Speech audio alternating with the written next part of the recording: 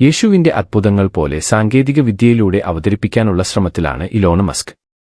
യേശുതല സാങ്കേതിക വിദ്യകൾ അവതരിപ്പിക്കുന്നതിന്റെ വക്കിലാണ് ന്യൂറാലിങ്ക് കമ്പനി ഉടമയും ശതകോടീശ്വരനുമായ ഇലോൺ മസ്ക്.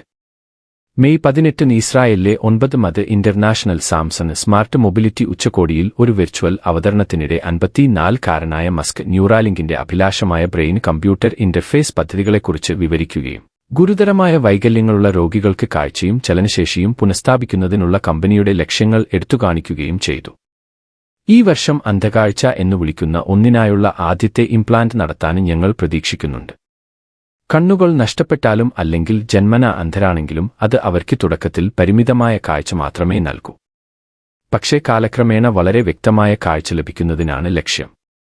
സുവിശേഷത്തിലുടനീളം യേശു നിരവധി അത്ഭുതങ്ങൾ ചെയ്തു. അതിൽ അന്ധർക്ക് കാഴ്ച നൽകിയത് ശ്രദ്ധേയമാണ്. യോഹന്നാൻ 9 ശീലോഹാം കുളത്തിൽ ജന്മനാ അന്ധനും ലൂക്കോസ് 18 യെരിഹോവിൽ ഒരു അന്ധനെ സുഖപ്പെടുത്തിയതും ബൈബിൾ വിവരിക്കുന്നു.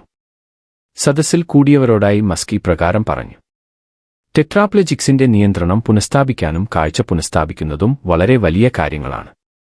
നിങ്ങൾക്ക് അവയെ യേശു നിലവാരത്തിലുള്ള സാങ്കേതിക വിദ്യകൾ, ശാസ്ത്രത്തിന്റെ അത്ഭുതങ്ങൾ എന്നു വിളിക്കാം.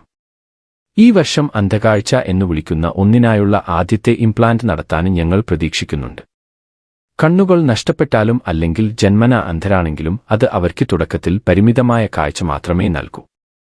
പക്ഷേ കാലക്രമേണ വളരെ വ്യക്തമായ കാഴ്ച ലഭിക്കുന്നതിനാണ് ലക്ഷ്യം. സുവിശേഷത്തിലുടനീളം യേശു നിരവധി അത്ഭുതങ്ങൾ ചെയ്തു. അതിൽ അന്ധർക്ക് കാഴ്ച നൽകിയത് ശ്രദ്ധേയമാണ്. യോഹന്നാൻ 9 ശീലോഹാം കുളത്തിൽ ജന്മനാ അന്ധനും ലൂക്കോസ് 18 യെരിഹോവിൽ ഒരു അന്ധനെ സുഖപ്പെടുത്തിയതും ബൈബിൾ വിവരിക്കുന്നു. സദസ്സിൽ കൂടിയവരോടായി മസ്ക് ഇപ്രകാരം പറഞ്ഞു: ടെട്രാപ്ലെജിക്സിന്റെ നിയന്ത്രണം പുനഃസ്ഥാപിക്കാനും കാഴ്ച പുനഃസ്ഥാപിക്കുന്നതും വളരെ വലിയ കാര്യങ്ങളാണ്. നിങ്ങൾക്ക് അവയെ യേശു നിലവാരത്തിലുള്ള സാങ്കേതിക വിദ്യകൾ, ശാസ്ത്രത്തിന്റെ അത്ഭുതങ്ങൾ എന്നു വിളിക്കാം.